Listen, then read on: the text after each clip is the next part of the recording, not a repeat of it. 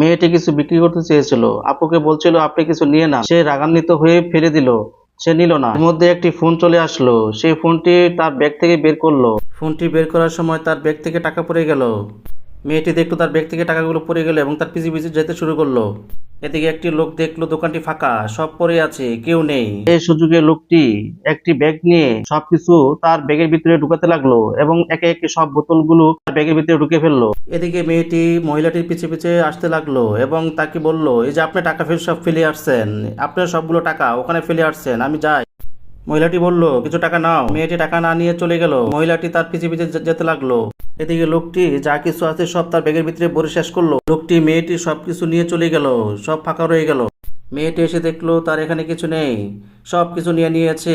সে মন খারাপ করে বসে রইল। গিয়ে মহিলাটি তার পিছু পিছু আসলো এবং বলল, তোমার কি হয়েছে, নাও টাকা নাও। মেয়েটি বলল, আমি টাকা নিব না, না আমি নিব না। মেয়েটি টাকা না নেওয়ায় সে ভাবলো টাকাগুলো এখানে রেখে যায়, সে রেখে দিয়ে চলে গেল। মেয়েটি অনেক কষ্ট পেয়ে সে বলল, চলে যাব, এখন চলে যাব।